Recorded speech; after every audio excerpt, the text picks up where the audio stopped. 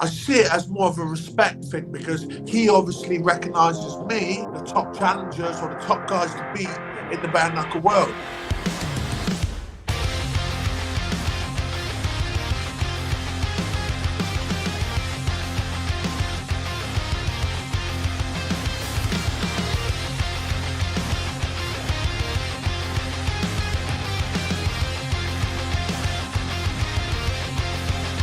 Hey guys, welcome back. This is Joshua from CombatInsiders.com. I'm here again with Mark Godbeer. What's up, my man? How you doing? I'm good, mate. I'm good. As good as can be with the times at the moment. It's all a bit crazy what's going on, but no one's fighting, but everyone can talk at the moment, can't they? So that's what seems to be going on. A lot of talking, isn't it? A lot of fight talks going on. So I think everyone in there, really, not just fighters, but everyone in general, is crazy times, man. Yeah, you know what? Before we get to, all that stuff, because we got a couple interesting things I want to talk to you about. But before that, man, last time we talked, it almost seems like another lifetime ago, right? Because of all this COVID-19 stuff. Yeah. It's almost another time, right? It's another time ago. And, weird times, isn't it? I'm telling you, weird times, man. And yeah. how have things, how has it affected you?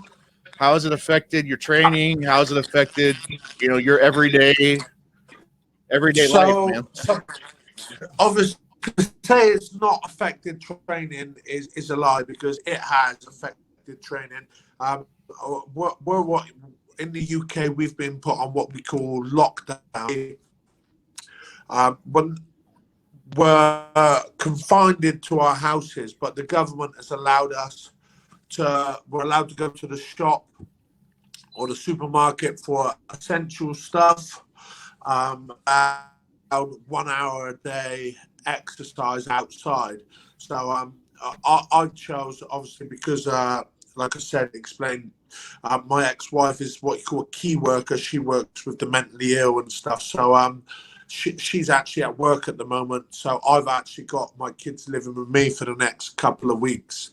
And so the hour we're allowed out, it'd be selfish of me to not to be out training. I need, I take my kids out for the hour. We go for long walks and stuff, get them out the house, and also it keeps my sanity as well because I have 3 girls I've got, so harsh. So, right. But I've still got I made sure before the lockdown kicked in and stuff. I made sure I got a bag, stuff like that. So I'm doing what I can, I'm like I said, I'm not going to lie and say training is, no different because, life has changed massively since all of this has happened. So I'm doing what I can. I'm staying fit, hitting the bag, getting the rounds in. I've got a Concept 2 rower and I've always used them for my conditioning. So, keeping them above board really. So, yeah, it's crazy times. Everyone has to adapt. So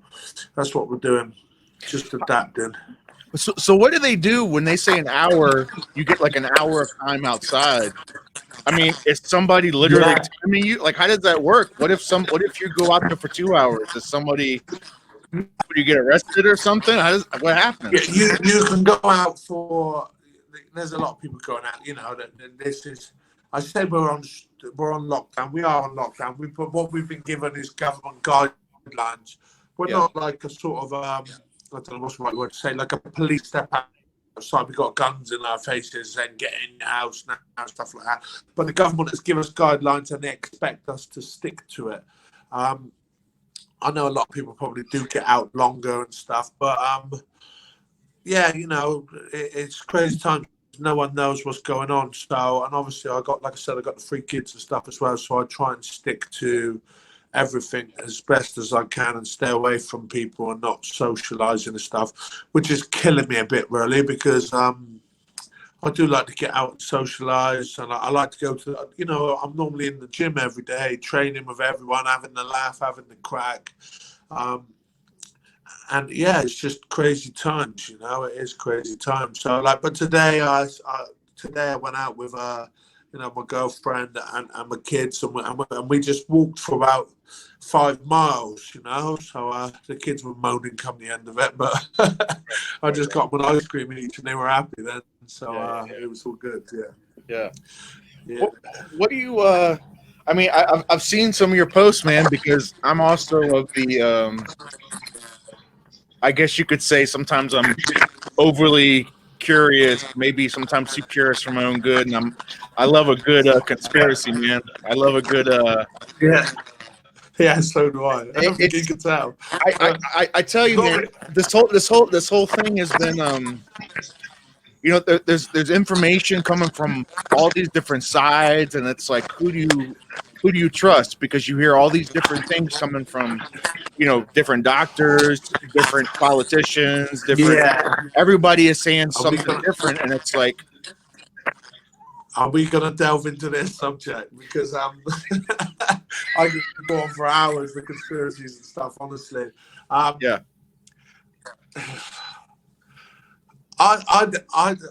you go as deep as you want, man. You can go as deep as you you know. want. You don't have to go The deep. thing is, from my point of view, is realistically, from a professional point of view, I like to think that I'm sort of in the limelight a little bit now. So if I say my views and my theories and stuff, there's going to be a lot of people that are going to Understood. dislike me or like. Understood. But one thing I can say is they go on about death rates and this and this and that and that, and I'm like, well, every year the statistics of like the flu, the common cold, the this and everything, but this year you just can't seem to find any statistics on all of this. And someone posted something earlier. It was an American guy actually, you know, the bare knuckle scene, and he posted the like sort of death rates from the last 5 years from up until this point in the time of the year.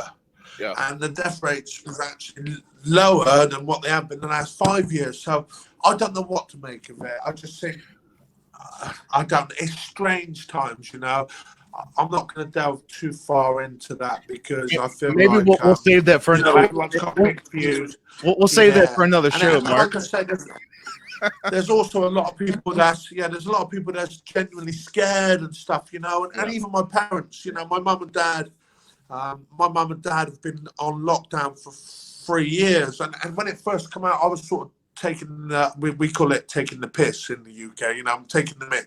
I was sort of taking the piss at my old man, laughing and joking at him, and he took around and he said, look at me, and he went, listen, boy, he said, look, he said, been on this planet for 60 years. He said, I spent nearly 40 of them with your mother. He said, regardless of anything, I want to spend a few more years with your mother on this planet. So, like, it could sort of choke me up a little bit, you know what I mean? And I thought, well, you can't really argue with that, you know. No one knows what's going on, and if they choose to lock down and choose to stick by the government guidelines and stuff, then so be it. Everyone has their own choices and their own opinions on the matter. So you just got to respect people's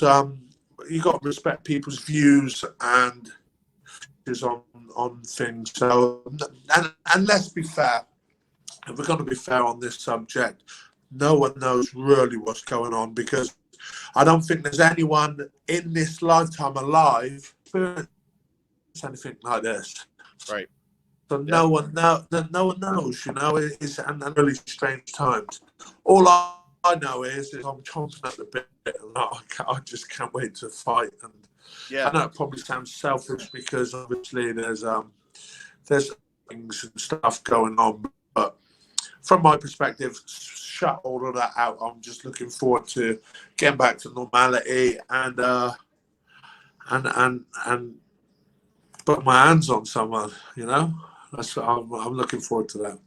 Well, speaking of that, man, so you know, last time we talked, obviously there was, you know, the match that was set up between you and Joey Beltran, right? And then, of course, this whole virus just flipped all that upside down, and we all know, you know, so Flip the lid.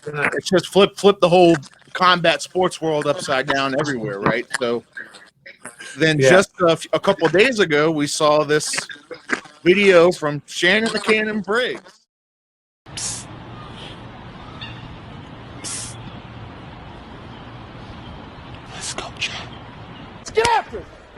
Our second semifinal contest is underway. Mark Godbeer in the all-black pants.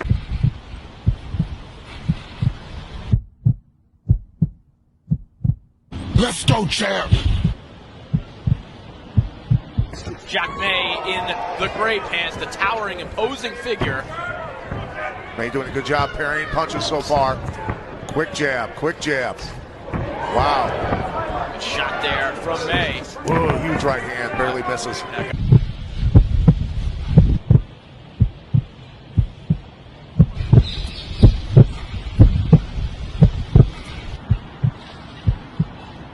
Godbeer looking for it all. He's not joking. He wants to get in and get out. Whoa. If this fight was in the Tokyo Dome, it would be Godzilla versus Roll Down. Down goes May. And boy, he hit his head hard on the way down. I tell you.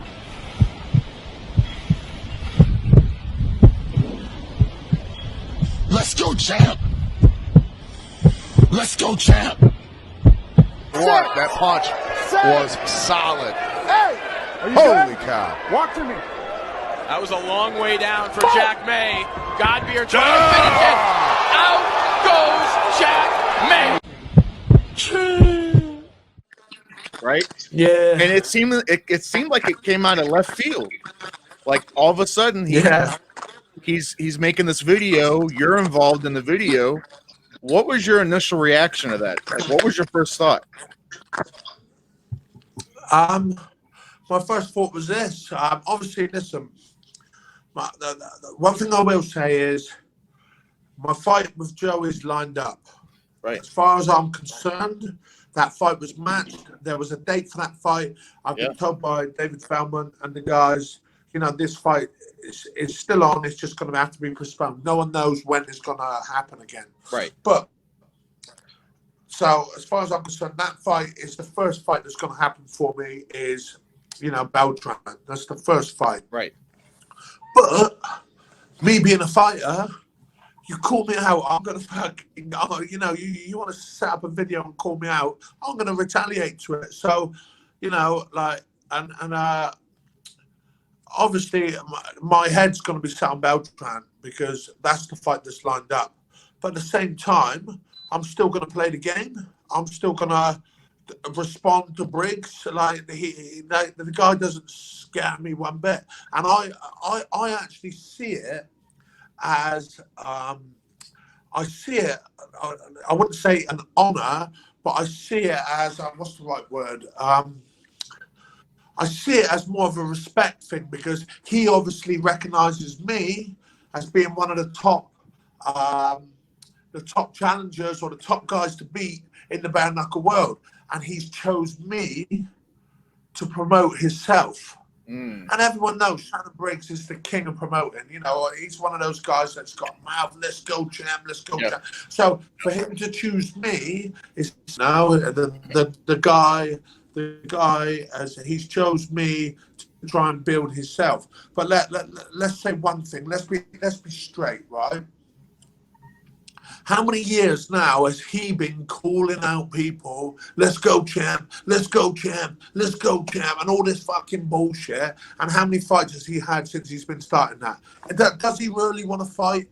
Or does he just want to stay in the limelight because he's getting older now and his time is gone? And the only way he's going to get his time in the limelight now is by staying relevant on the social media scene, That's so...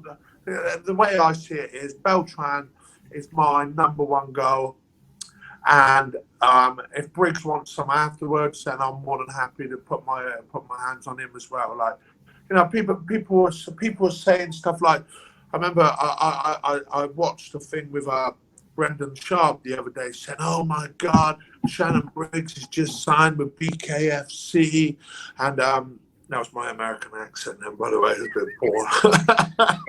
But Shannon, Briggs has just signed with BKFC. I feel sorry for any guy that steps if he lays his hands on them. Like this is bare knuckle boxing, man, and he's stepping into a different world. stepping into a different world. I've said this before, and yeah, Briggs can punch, but do you know what? So can I. So can I punch. But I'm a lot younger. I'm I'm not one of these guys that's going to gas out after a couple of minutes. And, you know, unless he catches me clean and it's going to be a hard night for him. And that's the way I see it, you know. And if I catch him clean, I'm going to knock him out. So it's one of those fights you can't. And then he doesn't scare me one bit. He can put up all of these like big, muscly, sort of like muscle bound, break everyone's jaw fucking post. But you know what? Bring it. I don't give a fuck. Fuck it. Like, you know, I'm in this game. I'm not in this game to prove that I'm the best. I'm in this game to prove that I'm the best of myself. And if Briggs wants it, let's have it, you know? Well, you know, what's interesting is not the hey, maybe he could cross over and maybe he'll be like a fish in water over here. Yeah. Just going based off of, let's just take Paulie Malignaggi when he crossed over and he fought Artem, right? Yeah, two takes, Helen. One sec. Go ahead, man. Go ahead. Sorry, I just had to get door closed. Yeah. You're fine. No, I was just going to say, you know, when we saw Paulie fight Artem, bare knuckle, right? Of course, Paulie is world-class boxer, world champion boxer. He has all the accolades. But switching over to bare knuckle, he thought that he was going to go in there and knock Artem's head off. But that's not what happened. Yeah. Right? That's not what happened. No, it's a different game, man. It's a different game. It's a different game. Before, man. When I got punched, the first punch I took with a bare knuckle, I was like, I remember the first punch I took, I got jabbed, bang, he jabbed me in the eye, give me stitches under the eye. At that point, I was like, what the fuck am I doing? I said this, I think, in the last interview, and I was like, and then I had to, that's when I had to switch from skill set to mental game. This, you know, Bill Force you like, but if you ain't got the mental attributes to be punched with no gloves on, then you're going nowhere with this game. And but like, I don't want to keep going on about Briggs because I feel like he's just trying to use me to promote himself. But you know, one thing I will say is, you know, he hasn't boxed with no gloves on. The guy's, how old is the guy?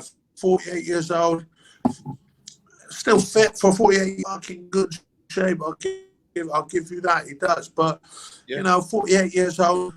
He's had his boxing career. He's been in with some good guys. He's took some big shots over the years. He's, you know, and this is a different game. So we'll see. We'll see.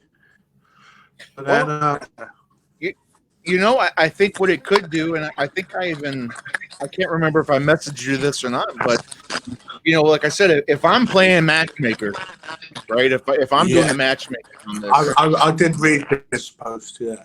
Like whoever, you know, you and Beltran, like you said, you guys have your fight already lined up, which is a huge fight. Like you know, we touched on this last time. It's a huge fight in itself. Yeah. And it will determine who is, I think, the best heavyweight in bare knuckle. This is it. You and Beltran, right? Have Shannon Briggs fight. For him to just jump right in and fight somebody for the title, I don't necessarily like that. I would at least like to see him fight one fight in bare knuckle and then possibly fight the winner of you and Beltran. That's what I would like to see. But yeah, I think that's the way it should be done because, like you say, at the end of the day, you know, and I have reacted to him calling me out and stuff like that. But like, let's be fair. Like I said just now, I am a fighter. You know, someone calls me out, I'm going to react to it. You know, but as far as I'm concerned, the next fight for me is Joey Beltran, and if Briggs wants a shot at it, like you say, jump in with someone else, jump in with another contender, jump in. And then once you've like proved your worth in bare knuckle, this isn't boxing, okay? It is boxing, but there's a difference. There's gloved boxing and there's bare knuckle boxing. So prove your worth in bare knuckle boxing. How many glove boxers have you seen that's proved their worth in boxing, jumped into bare knuckle boxing? Lobev fight and Maganelli for one. And then they folded. Oh, I broke my hand. Oh, yeah, my hand was busted up. But, like, you know, and all these fucking, nah, mate. I tell you, because it takes a different mindset to punch with no gloves on. And it takes a different mindset to take a punch with no gloves on. So let him prove his worth with another guy first. And then, you know, whoever wins out of me and Beltran, then if the chump wants to go, let's go, chump. Yeah, I like it, man. I like it a lot. I would tell you what, Just, you know, I would put you know who I thought would be a good opponent for him, and it would make sense. Put him up against Chase Sherman. Put Shannon Briggs up against Chase Sherman, you know, because Chase Sherman is a name, right? He's from the UFC. He's got a name. You could make and that. He's tough. Chase is, I follow. Yeah, he's tough. Yeah, I follow Chase. He just lost to his last fight was against Joey. His last fight was against Joey, so like it makes sense for him if he can go in there and beat Chase Sherman. That would make sense for him to fight the winner of you two. You know, so yeah, definitely. Like, you know, me and Chase were sort of our careers come up through sort of together. We were in the UFC together, stuff like that. Our paths didn't cross at the time, but Chase was also one of those guys that I wanted to fight in the UFC, not because I got a problem against him, whatever, because I just seen it as a stylistically, MMA was very, very much the same. We were both stand-up bangers, you know what I mean? So, realistically, it was one of the fights I wanted back then. So, yeah, I think that's the perfect scenario, you know. Get Briggs in with, and then get the winner of me and Beltran. I don't think. I think as far as I'm concerned, the match has been announced for me and Beltran. So with obviously what's gone on, we've had to postpone it, but the match is still there. You know, you can't sort of announce a match and then unforeseen circumstances that's out of everyone's control happens and then not bring the match in when it's all died down. So that's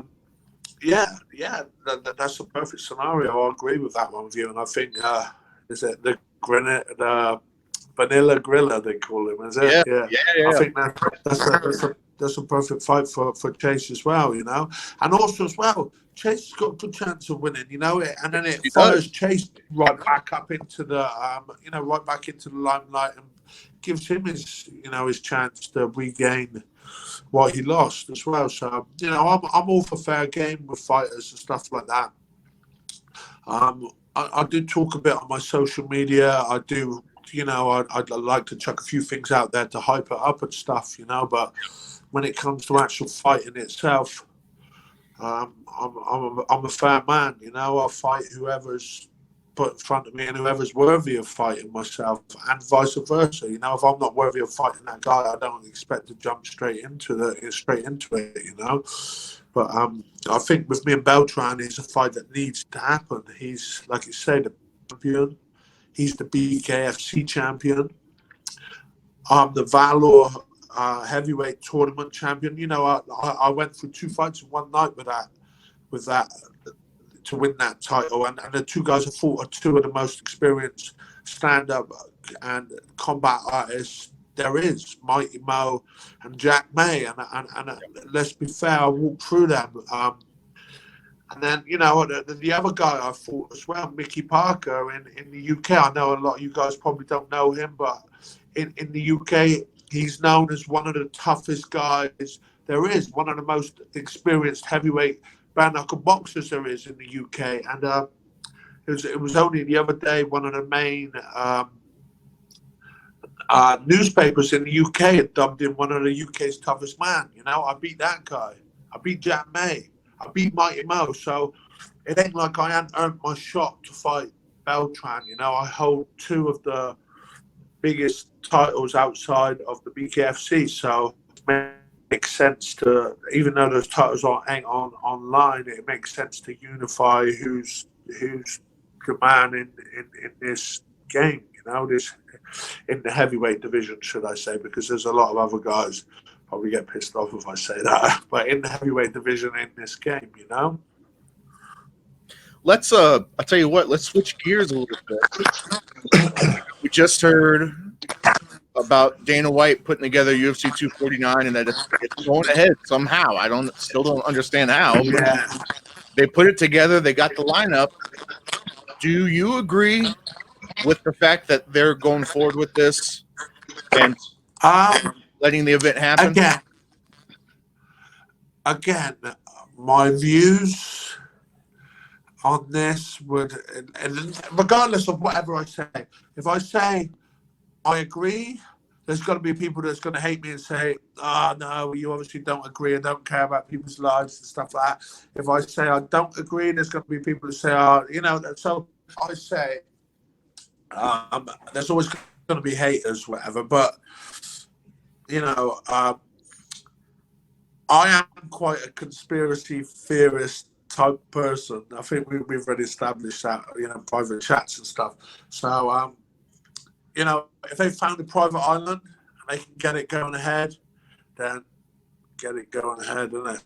Well, I'll give you my thoughts on this, Mark. I tell you what, I'll be completely honest. As long as if they're keeping everybody safe and everybody's getting tested, I say, fuck it, let them do it.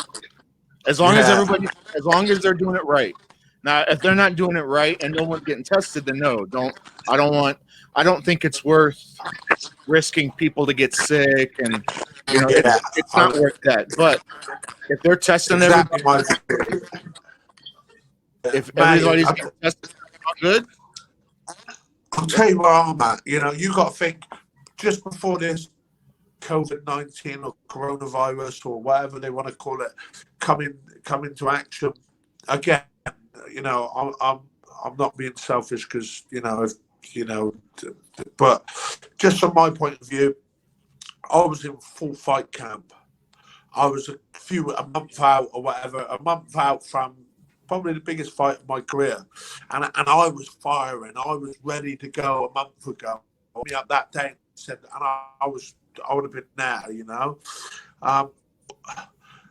Where I'm at the moment, you've got the communities and stuff that sort of do this bare knuckle boxing and stuff like that, and it goes on in barns with big wagers and shit like that. I'm like, fucking, someone put 10 grand, 20 grand on a fight. Like, who do you want me to fight? Let's do it. That's where I'm at. I'm chomping at the bit, mate. I want to fight. Selfish as it sounds because there's shit going on, but that's where I'm at. I want to fight. I'm fucking dying to fight. And the sooner this is over, the better for everyone. Not just for me, but for everyone, for the whole world. The sooner this shit's over, the better. Let's get back to normal life, and let's get these fights sorted, and let's just throw down and put a stamp on a few things. And yeah. I'm like, have they given you any kind of people in the street, and I'm like, they're avoiding me. Do I look angry? And I'm like, nah, it's because of the social distancing rule. Right. Yeah, I shouldn't laugh about stuff like that, but I'm just trying to make light of the situation at the moment. I think everyone's going crazy, going posts and stuff like that. Everyone's just doing I think everyone's in the same boat. Everyone's fucking going out of their minds. It's crazy times. I was walking through the grocery store with my wife, and I just coughed. Like I just had a cough, and everybody was like, and everybody started freaking out, like they're peeping around the corner, like trying to keep their distance away from you, man. You can't sneeze or cough or anything around anybody. And it's so funny as well because like I keep explaining myself about this shit. It's serious, whatever it is. Right. But at the same time, you still have to make light. You gotta make, yeah. If you don't laugh, you cry. Type of scenario. So, like you say, walking into a supermarket, you're walking towards someone, and then it's like people are just scattering away from you. They're like, and it's like, man, is this really happening? You know, is it really fucking happening? You know, it's I don't know what to make of it. I really don't. Yeah. It's wild, man. I think about how is this going to change? And here's the one thing that I think is I guess it's a positive is it's not just one country going, it's everybody. This is global. This is the entire world going through this, right? So how does this affect life even after this stuff is done? Is life ever going to return back to fully normal? You know what I mean? So this is the way I see it. So I'm talking from a British point of view now.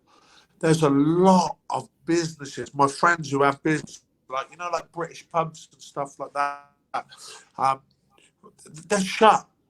They're all shut. So all the pubs are shut. This is just one example. Outside of training, I do like to go for a beer. You know what I mean? I'm British, for fuck's sake. You know what I mean? It's like, but just one example. My friend, a very good friend of mine, one of my best friends, he owns a pub. They've closed the pub. It's closed. He's got no income coming in whatsoever. I'm helping out. Yeah, they're giving you grants and stuff like this, But this guy's still got to pay all his rates. Not so much his rates. They've dropped. The government are helping out business, but he's still got to pay his rent for the pub and stuff like that. So he's paying.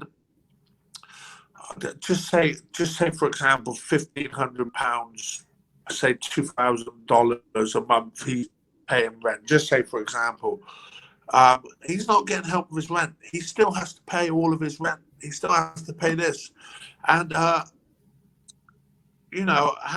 long can these businesses that hardly earn any money anyway, because it's like more of a lifestyle than a get rich.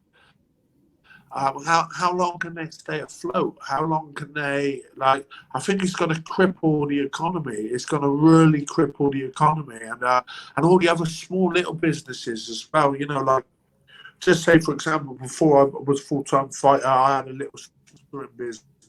Plastering. I don't know if you guys call it the same in, like plastering walls and stuff and floor screen and stuff like that. Little plastering business, and I think to myself, if I was in that situation now, how would I? How long would I be able to, to last? Because with my outgoings and stuff at the moment, it's I still got to pay my rent. I still got to pay support for my children and stuff like that. I was lucky enough to to win that tournament and earn enough money to see me through until X amount of time. But that ain't gonna last forever. Right. That isn't gonna last. In a minute, it's going to get to the point where it's like, what am I going to do? What and I'm not just saying me as a helper. What are everyone going to do? How long can they keep us locked down for?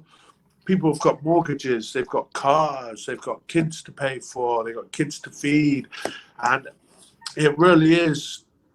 It's hard times for a lot of people. A lot of people are finding this really hard. A lot of people, literally, their lifestyle is their working wages literally just about covers their lifestyle to live. So, yeah, it is. I feel for people. I feel for people. It's hard, and also, it's not just like some people locked down in a house. Myself personally as well. I can't. It's only so long I can take being locked down for. It's like, what it's like for you guys over there. What restrictions they got.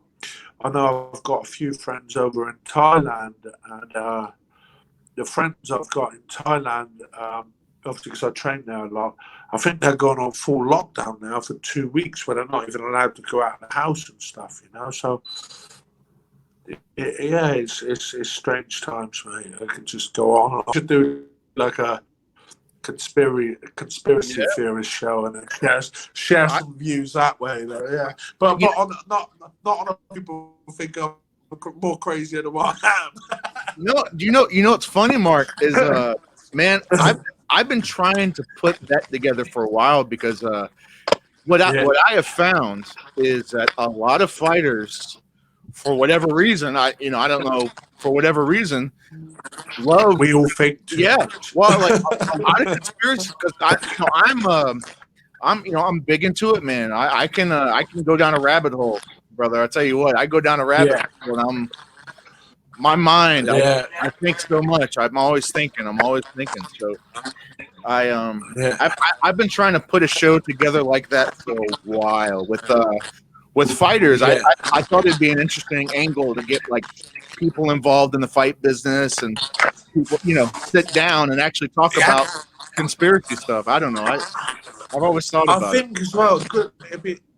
Sorry, I didn't mean to interrupt then, but I think a good angle for it would be is, a lot of people stereotype us fighters as well. They just think that, we're all like brawn, no brains, They see us with like big muscles, tattoos, and like that. But some of the most people I've come across are fighters, like they fighters think outside the box. A lot of fighters do. A lot of fighters, they're non-conformists. They think outside the box. They've got different views on life, different realities on life, and I think it'd be a good show, like to get a few people together.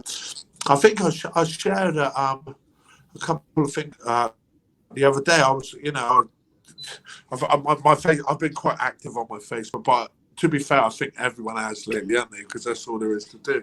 But I shared a day with, Evan Tanner. The Power of One and stuff like that. I've always I've listened to those sort of theories and his views. God rest his soul. But and I went back to it the other day, and I was thinking, how fitting for at the moment. That there's little. I think it's a 2-part documentary that got on YouTube. But I thought how fitting his views and how he explains how the materialistic things of having these nice cars, and that ain't really the most important things to have. And one thing I've learned with this situation is just how important things are with your most immediate things around you, like I take for granted. Well, I don't, but the little things I take for granted, like time with them, and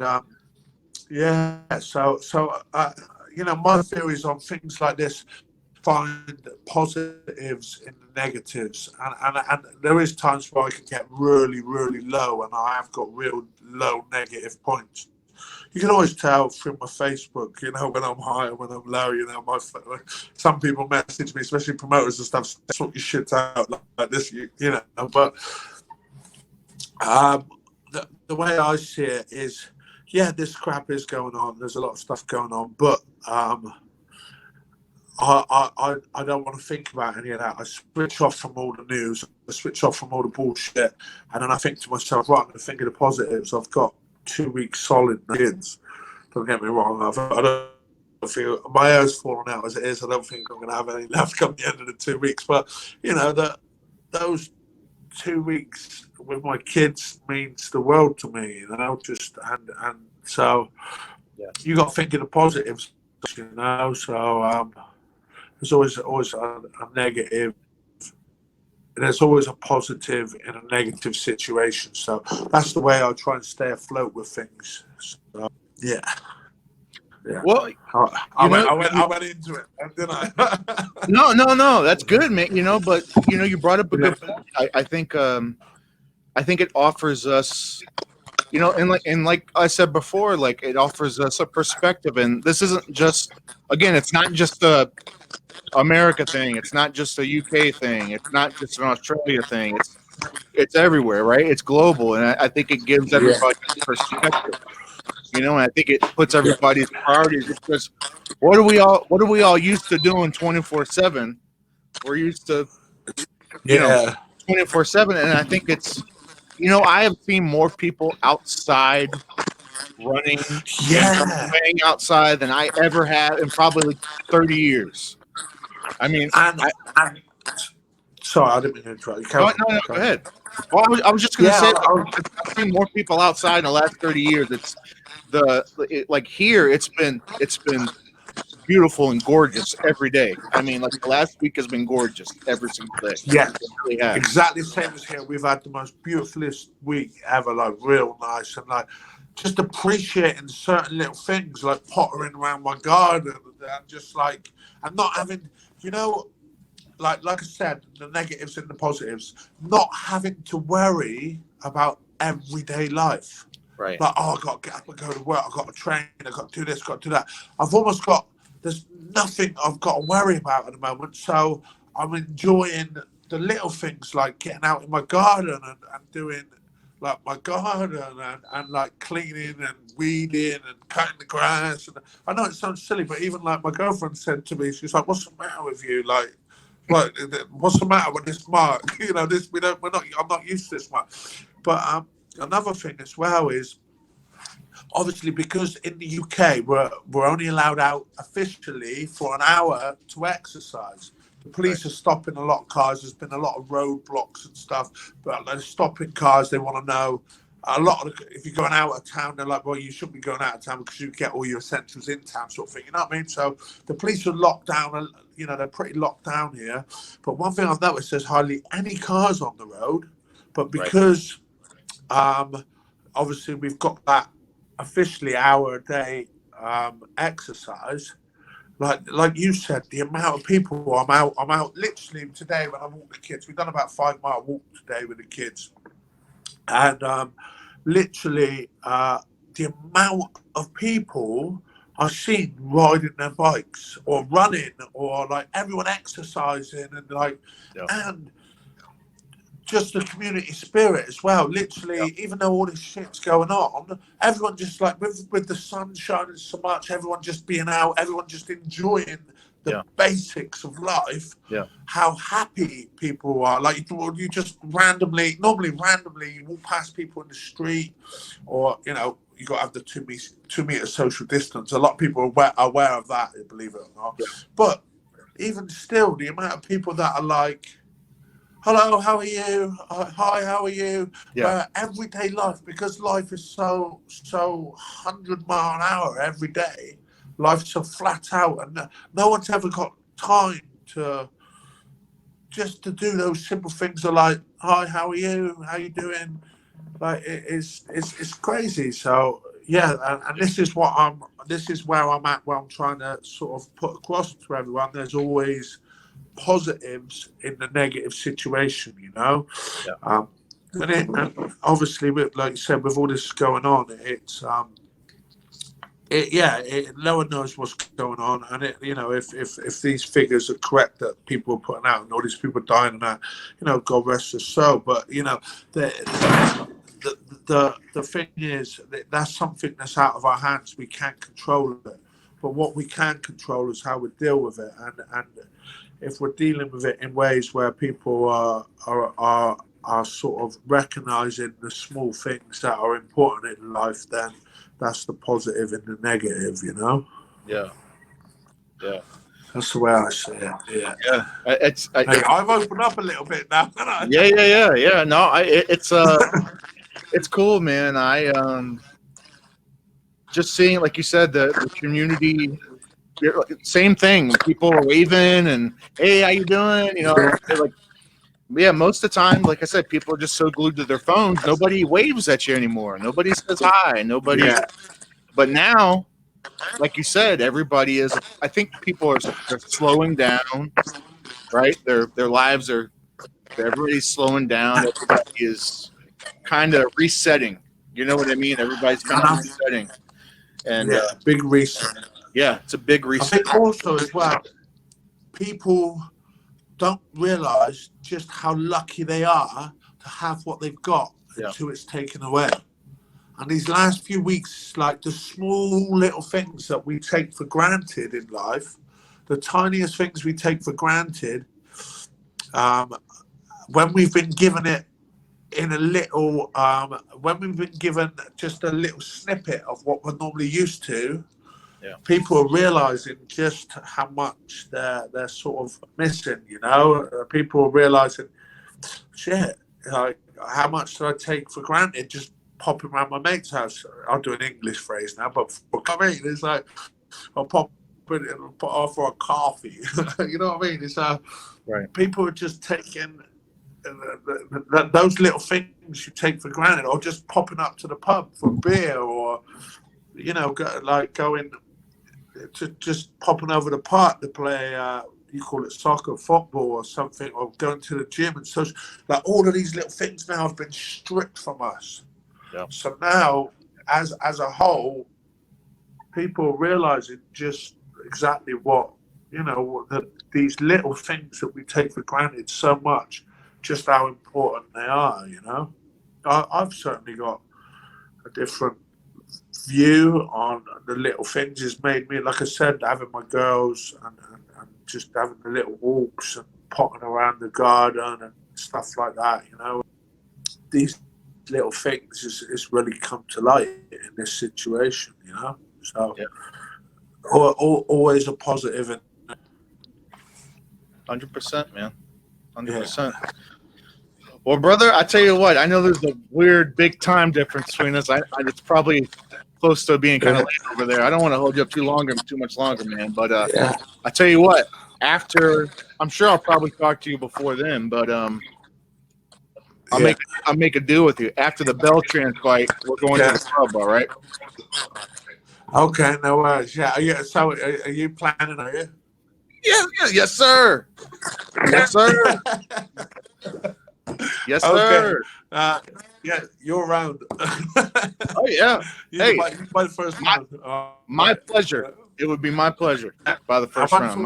Once all said and done, me and Joey, like I said, I think I respect him as well. He's a family man. We're both a bit older as well. With veterans. I'm coming up 37. He's 40, so we're a similar sort of age. Yep. Once all said and done, maybe we get all three of us down there and have one and have a crack. So first round on me, man. We're both warriors. We go in there, we entertain, we throw down, we go to war. Once all said and done, we'll have a beer afterwards. So I'm happy with that. Yeah. I'm down, brother. I'm down, man. Yeah, cool. All right, my friend. Well, I tell you what, you take care, and you guys keep safe, man. Keep the whole family safe, and we will. You guys as well. We'll get through this stuff together, man. We'll definitely get through it. So we will. We'll be in touch, my friend, and hopefully we'll hear an announcement, and we'll get you have this fight announcement sooner than later, and we'll be at the pub as well. I haven't kept on to the promoters and stuff like that, what's going on, all that, because I do also understand as well that this is what a lot of fans and stuff has got to understand as well. Imagine the pressure these guys are under as well. Like they don't know what's going on. So everyone's just got to sort of take a step back a little bit and just let things pan out, but everything happens for a reason, and it'll all be good in the end. Everyone's just got to stay fit. I do like a beer in between, but try and stay fit, stay safe, and everyone be well. That's the main thing. Yes, sir. All right, guys. Mark, the hand of Godbeer over here. I'm Josh First from CombatInfetters.com, and all you people out there, stay safe as well. And that's all we got.